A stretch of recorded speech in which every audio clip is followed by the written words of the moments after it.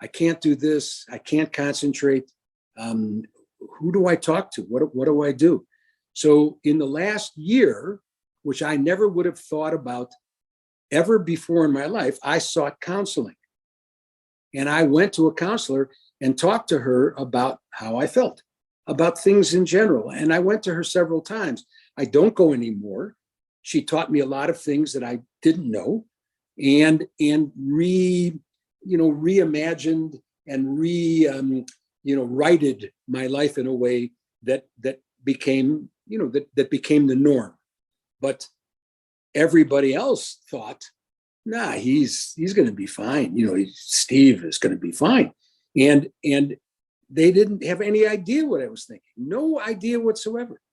No idea whatsoever. So when people, even my own family, the other day my wife and daughter and granddaughter were here, and they wanted to go see a show at one of the casinos, and we did. We went to see the show, but by the end of the evening, I could barely walk, and I didn't have a cane. I was in excruciating pain, and they just kept on walking. Now, they weren't being mean to me. They just assumed that I would never get to a place where I couldn't walk, or I would never get to a place where I couldn't do something. And even though I had to sit down and tell them that I couldn't do something, even after that, they said, nah, just we're over here. It's just another 100 yards, et cetera, et cetera. And I was in excruciating pain.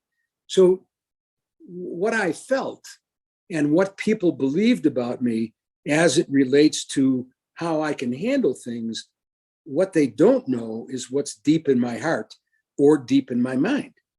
And you and the athletes that we had and other people that have come to me have over the years thanked me for my helping them. But there was a transference of thought as it related to the fact that Coach Miller's, he's never going to die. He's going to live forever. I mean, he's so solid. And part of my problem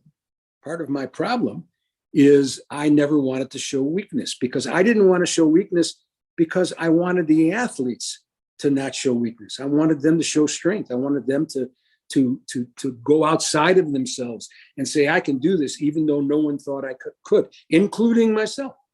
So is it tough? Yeah, it's damn tough. It's damn tough. But the only way you get through is through that skill set of practicing being calm, practicing leadership, practicing conversation, practicing whatever it is, and coming out of yourself. Because if I explained to everybody how I felt about those things, about the injury, about breaking my head, about passing out, about having 2 cancers, you don't hear me say that too often, if ever. I mean, because I don't want people to think I'm weak. And that's both a blessing and a curse at the same time. So, yeah, was it easy? No, it wasn't easy. But has it worked out well? Yeah, it's worked out spectacularly well. And I've become more than comfortable. But it was a trip. It was a journey. It wasn't just, open the door and Steve will walk through and it's all going to be okay.